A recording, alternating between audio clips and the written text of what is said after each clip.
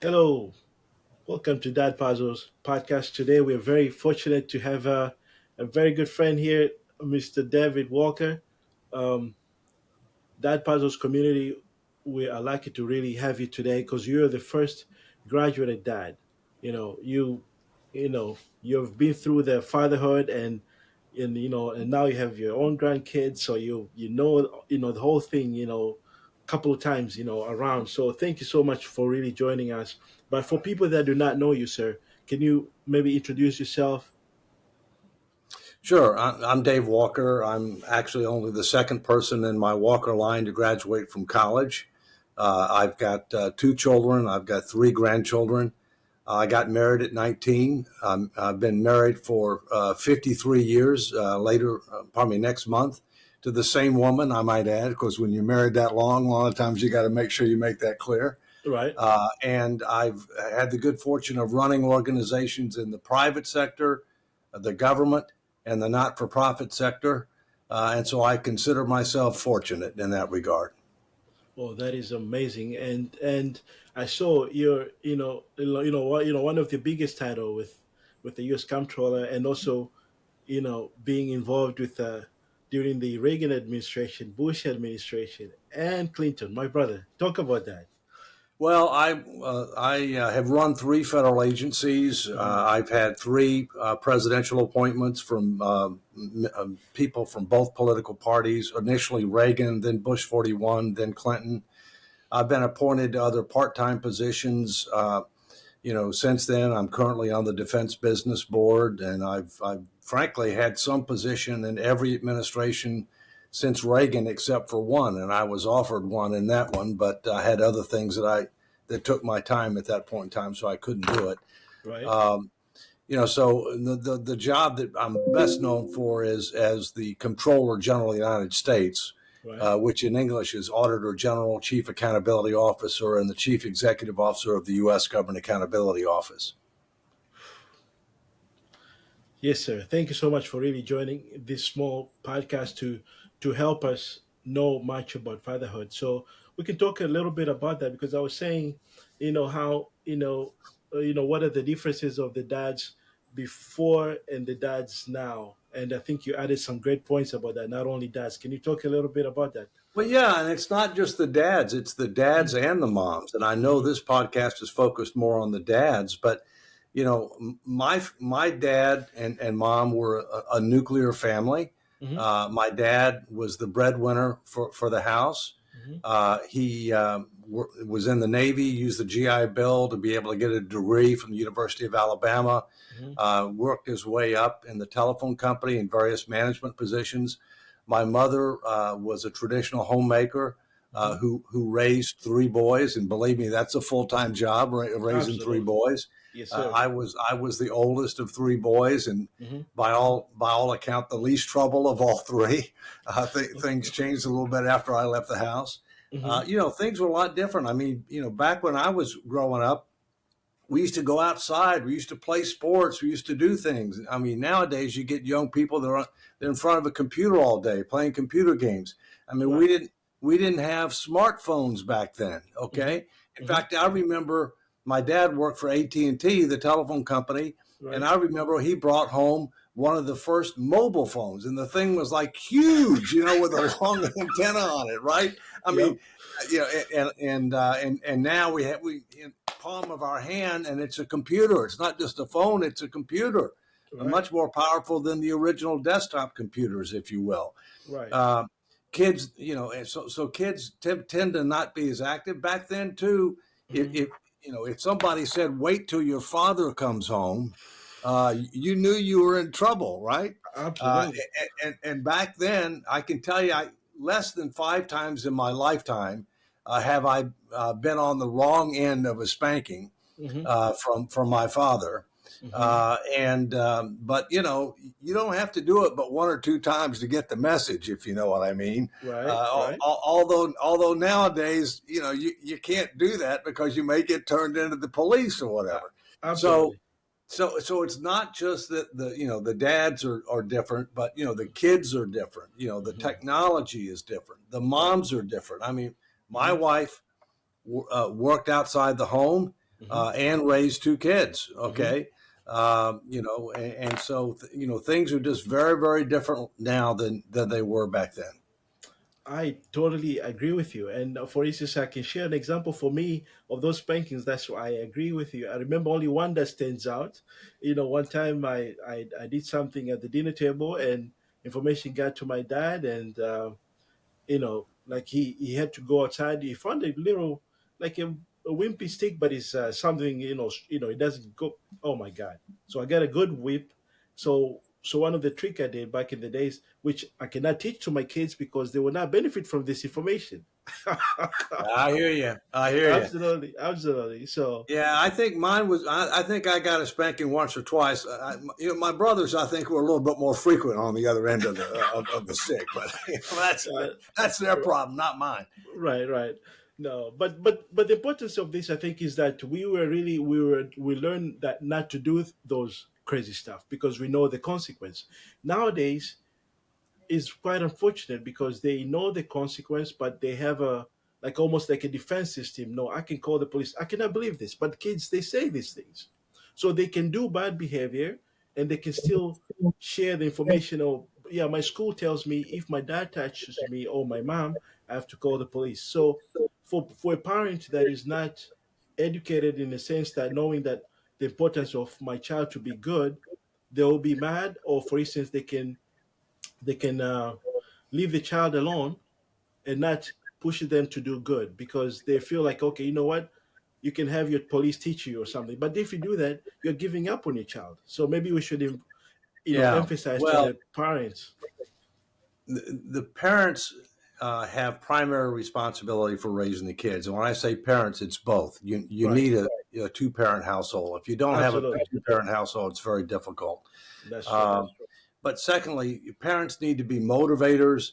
They Hmm. need to be supporters, Hmm. but they also need to be able to tell the truth. Hmm. There's a difference between being a parent and being your child's best friend. I mean, you don't want to be feared. You want to be respected. Hmm. Um, at the same point in time, kids have to learn accountability. Hmm. When you do good things, you should be praised. Right. But when you do things that aren't good and that are totally inappropriate, you need to be held accountable for that in some way. The other Right. thing is that when I was growing up, Hmm. we didn't have participation trophies. I mean, Right. you came in first, second, or third, and Right. beyond that, that was it. Right. Now Hmm. everybody's a winner. Everybody's a Right. winner. And the other thing that's different is nowadays we use certain words way too loosely than we used to. One word Mm. is hero. Oh. We use the word hero so much now for things that are totally inappropriate to use the word hero. Hmm. Wow. Give us an example. This is amazing. This is amazing. Well, now I've got grandkids, Hmm. okay? And you know the Right. story about grandkids. They're Hmm. God's gift to humanity. Right. You enjoy them, you Hmm. spoil them, and Right. you exercise the put option and you give them back to the parents. So, your kids, there can be good things and bad things with your kids, but with your grandkids, it should all be good stuff. Oh, that's right. There you go. I see. There you go. Okay. Okay. And Wow. they're very different. Our kids are very different. First we had a daughter. That was the first daughter on the Walker side in a long time because I was the Hmm. oldest of three boys. My dad was an only child. Obviously, he was a boy. Hmm. And so it had been years since the Walker line had had a girl. And so my mother was elated. And then we ended up having a boy after that. So one Hmm. girl, one boy. My Hmm. wife said, that's all they make. So we're done. So I figured she had more to say about it than I did, Uh-huh. so that was it. Hmm. But they were very different. I mean, Hmm. the same genetics, right? Hmm. Same Right. household, same upbringing, Right. but very different, very Oh my, different. that's And you need to amazing. treat them as individuals. Absolutely. Absolutely. And and one thing I'm noticing, I think girls, they're more kind, they're more caring. There's so many examples where you see boys, they will not. I mean, I'm not saying they're not caring. It's not in their nature. Like like you're offering them something, they will take it and be happy. But daughters, they wonder, like, Daddy, did you have yours? Like like the other day, I was at the store with my three kids, and like two daughters and one son, and I bought for them candy, just see, everyone had a candy, so we went Yeah. outside. I started opening for them, and my daughter asked me, "Where is yours, Dad?" I said, "No, I just bought for you guys because." She said, "No, I want you to have one." So I practiced this um, I wanted them to start experiencing their freedom. They're 5, 4, and 2. Sure. So I sent them to buy for me, and like I gave them the money and stuff. So they went right back to the store. They were happy to practice that, but also I was happy to learn that girls are amazing. They're more Well, caring, and it's just well, beautiful to have. daughters typically stay closer. For example, our daughter, Mhm. we talk to her every day on the phone. Amazing. And we see her and her husband because they only live about an hour away Right. from us, about every other Amazing. weekend. Mm. Our son, who Mm. lives further away, about three and a Right. half hours away, he's continued the tradition that we've had in my family when I was growing up, and that is we would talk every weekend to Nice. kind of catch up on what's going on. If something big happens, and you talk, but you just every weekend you Nice. end up talking. So big differences, Right. if you will, between men and women, okay, That's and amazing. boys and girls. Oh, by the way, I can tell that we Yes. have the same barber. Okay, and I'll Yes, tell sir. you another big difference. I Yes. I had hair until I had a Oh man. teenage daughter, and then it went real fast, real fast. Oh yes. You're ahead on me because Oh you're my not goodness. Oh teenagers man, yet. I have 21, so I totally know. I know what you mean. But the beauty of that is she was close to me, so she always tells me all those stories. So I don't know. I'm sure she was sharing with you some things that were like, I think you should tell your mom this, but she shares with me, and I was not blocking that information. I wanted to hear so I can advise the good stuff. Yeah, well, if they want to talk to you in confidence, they need to make Hmm. it very clear because otherwise you can end up having problems with your spouse. Oh. So, you know, I mean, and the old saying: if mommy ain't happy, ain't Absolutely. nobody happy. My brother, thanks so much, sir. Thank you for sharing. No Yes, problem. yes. Happy to be with So, you. somebody I had asked a dad, my prior guest, about, let's say, when I speak with you, what questions should I ask you? Because like there's this tradition where I want one guest to ask the next guest. So he shared with me that, what do you think? Maybe he thinks that currently people, maybe they prioritize money versus family. Do you have anything to like say about that? Like, what do you think about that? Well, I think people are Hmm. more Hmm. materialistic now. I Hmm. don't think that's a good thing, but Hmm. I think it's a true thing. I think the other challenge that we have right now is that too many people are living for today rather than trying to take steps to help create a better tomorrow. I've had the good fortune of being able to give several Right. commencement addresses, to people who are graduating from college. And by the way, I don't think college is for everybody. I mean, we need good people in the trades and other fields that don't Right. require a college education. Um, and I tell them, I said, look, in America, if you got a Hmm. solid education, a positive attitude, a strong work ethic, solid moral and ethical values, you have unlimited potential. And it's really up to you.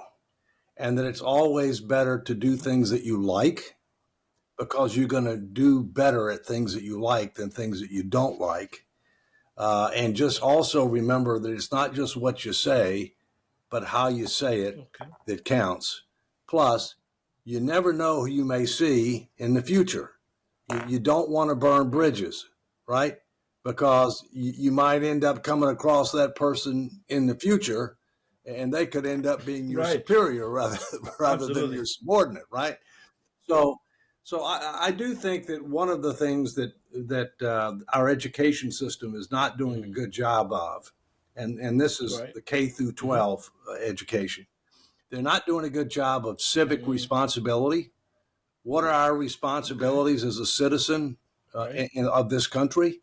Uh, and secondly, they're not doing a good job of financial literacy, how Right. to deal with money, the do's and don'ts, and all of that. And I think, to a great extent, that's caused a lot of Hmm. dysfunction Hmm. and heartache. And I think our politicians are also, living too much for today and not doing things to help Hmm. create a better tomorrow. So I don't worry about Hmm. me or people Okay. your age. Okay, I don't worry as much about my kids. I'm very concerned about my grandkids because our politicians are mortgaging their future, reducing Hmm. investments in their future, and they're going to have a lot tougher competition in the world, not just from people in other countries in our country, but from artificial intelligence and all Right. kinds of other technology that's on the horizon. Sir, those are so much important information that we need to really, unpack and work on them. So I'll make sure that I highlight that information in our notes. Is there anything else you would like to maybe share with that as a. Well, the only thing I'd say, and this doesn't just relates to Please. dads, it relates to Yes, sir. everything. I mean, I recently self-published a book that's about what Hmm. our future may be like if we don't end Okay. up Okay. changing course, but then provide solutions on what do we need to do to make sure that our future is better Amazing. than our past. It's called America in 2040, still a superpower question mark. And you can find out more about it at american2040.com. So, Suleiman, thank you so much for the opportunity and congratulations on trying to make a positive example for dads. We Thank can you, all sir. Thanks use so more much, David, help. for sharing that. And I'll be sharing up the link about what you just shared so folks can learn from that. And thank you again so much for doing that. And you're amazing. You have a great CV, great experience, and what you have shared today is definitely will be impactful to so many dads. And the book as well. I'm looking forward to reading it myself. And please welcome to come back to share anything you see that is important down the road, because this is is always going to be here. And like you mentioned, it's not only for dads, like moms as well. I just put as a dad puzzle because I thought I saw online everything was about moms. So I'm like, we need something for dads as well. But I'm not really segregated. I talk to moms. Well, plus That's Father's Day it. is There right you around the go. corner. Perfect, brother. There you go. Thanks so much, All Dave. right. Take Thanks so care. much, Good sir. to see Take you. care. Thank you. All the best. Thank Bye you, my bye. friend. Thank you, God sir. be with you.